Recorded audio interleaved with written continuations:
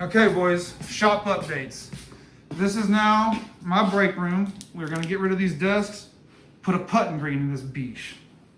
Yeah. All right, so we got the auxiliary office set up. Let's take a look.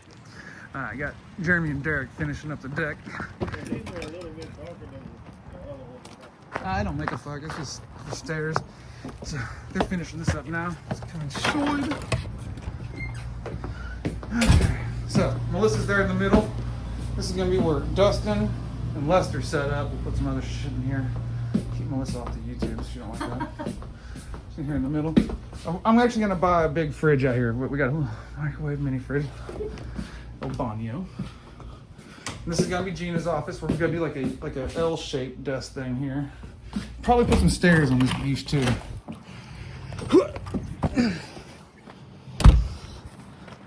Oh. Well, I thought the top was a little high. Was not. Worked out perfect. Water hooked up, power hooked up, internet's in there. Dude. Okay. Getting more office space. Pretty cool. So Gina starts right in July. Lester's company, my old company, is trying real hard to keep them, dudes. Let me tell you about that. Okay, so yeah, my old company, they wanted Lester to go get his backflow license.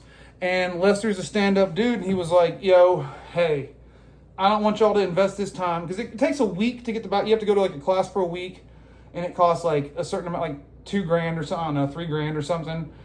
And then you go to the class for a week, and you got to take a test. So it cost the company a lot of money, and he didn't want them to waste their money and invest in him when he knew he was going to come work with me once he turned out of the union, which he's turned out now.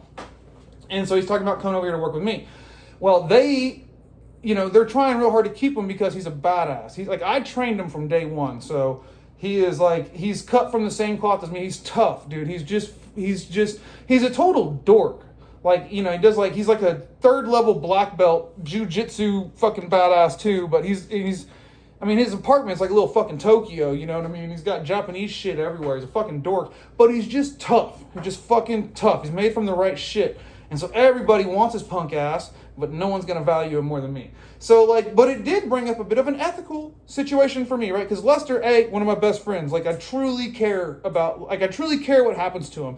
I care what happens to anybody that comes and works for me, honestly. But with how much my old company wants to keep him and how important he is over there, and I've told Lester this, I was like, man, I don't want to take a good opportunity from you.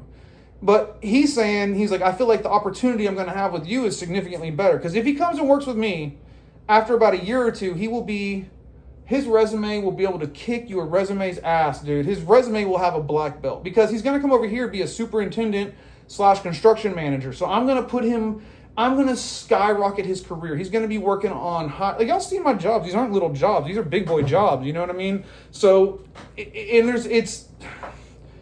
I'm really going to turn him into one of the better plumbers in Dallas. So it does seem like the opportunity may be better here with me because A, he's going to make more money. B, he's going to have more upward mobility. And then here's the big one. C, that company has no viable product. They just, whenever I came over there, it was when I first joined the union. And they were a big construction company, but they wanted me for service. And they wanted me to help build up their service side. And the only guy they had was this dude named Kevin, who was 65. He was the chillest motherfucker ever, dude. He was so cool, but he was old and dead. He lived 2 hours away. He did not work hard. I mean, come on, just think about it. A guy that's 65 that has COPD and doesn't give a fuck. Well, their service department literally lost money. They had one guy, and he didn't even turn enough money to pay for himself. They were losing money. So they brought me on, started turning a profit like a motherfucker. And, hang on, I forget where I'm going with this. Hang on. Sorry, I got distracted. No. So I came to that company, and they started turning a profit. And we hired more guys, and everybody was doing good work, and we started turning it up. The profit went up and up and up. So it's because we had a good product. Now, what my company is doing, what that old company is doing now, they've lost me. They really don't. They have Lester's really good. They have another guy that's like an apprentice who's pretty good, up and comer, and that's it. They don't have any real. There's another journeyman who they're about to let go of because he never shows up. He calls in almost once a week. we call him Sleepy Pete because I caught him when I didn't catch him. One of my customers caught him asleep on the job in the parking garage, like laying down asleep, eyes closed, in the parking garage on the concrete, and like that guy sucks. And so like what they're offering is they're telling Lester like, hey, we'll move you into sales. We'll move you into sales. Well, you'll be in the office, and you know it's. They say they're going to send him to like some sort of training thing that's going to help advance his career and like get him out of the field in office tools and into the office. Which I was like, shit, that's like, you know, potentially a good opportunity for you, you know, because they just don't want to let him go. But he has no product to sell is the only thing. So like I don't know if I'm really like if it's really a great opportunity for him, because if you don't have a good product, it's really setting yourself up for failure, you know what I mean? Like, because you're going to go into the office to sell plumbing. There's already a plumbing supervisor, sales guy, kind of like the guy who does all the quoting and bidding, one of my golf buddies, who's already in the office. And then you got 2 dudes out in the field. That's it. And then 1 dude as the sales guy. It's like, I just don't see how that's sustainable. And they don't have a good enough, like they've been losing, like whenever I left, like a lot of customers just came with me, right? A lot of them, and stayed with me. And it's been 2 years now almost. And they haven't really been able to gain any more, and they're slow as all fuck. So it's like, what are they going to bring them into the office to fucking sell, you know? And then, like, I love Lester. I'm bringing him over here to be like a manager, construction manager, because I know what he's made of. I know his character. But, and sorry if you see this, well, I already told Lester, he's not ready. He's not even 5 years in, right? He's not ready to go be like a big time sales guy that's going to go out and like, because really like they're wanting him to be like a business development, go get these customers, get new customers and all this shit. And in order to do that, you need to, like, everything he's done has been filtered through somebody else. He hasn't had to like be the guy with the plan, no one else. And so it's like, really, I feel like it could hurt his career to go into that position, and they're just desperate to keep him because they can't lose him.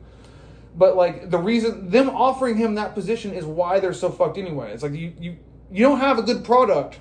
What are you fucking selling, you know? So over here, we focus on the product. And I think Lester under me, like, I think if just even 2 years, which I want him here indefinitely. My company's not going anywhere, guys. Like, we will be here long term. Like, we're scaling faster. The money's getting bigger faster. It's infinitely sustainable. Like, we will be here long term. And so I think like under me, I'll guide this son of a bitch to where he will be working independently, but then have me as a ringer to come in and like, hey, fuck, what do I do here? And he truly is tough enough to fucking thrive in these situations.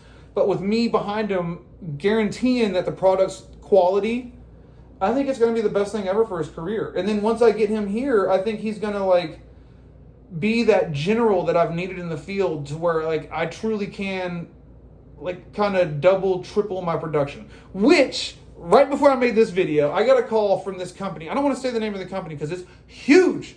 It's bigger. It's a multi-billion-dollar corporation, like huge construction company, huge. And I just got a call, and the guy was like, "Hey, I'm just curious if you're going to bid that big church." And I was like, "No, I'm not interested in bidding that. It's a big ground up, and we really are more in the build-out space." I was like, "We do plenty of ground ups, but like as a first job with a new client, that's just a bit much." But I was like, you know, as like any kind of stuff in like the medical or education, you know, kind of that world, we'd definitely be all in on. And I wound up talking to the guy for a while. I kind of wanted to get a feel for my company. And he said he may have some projects, some medical stuff that they're working on right now that he's going to send me. So it's just, and again, like I can guarantee you, I haven't done work for this massive big company. But if I do, my product is going to stack up better against the other products. And it's just that, like the video I made earlier about like how like infinite sustainability. Like, guys, we're gonna fucking have 100 employees. Like, it's gonna happen. It's gonna happen. And fucking Lester's gonna be one. But check out my office. Bye.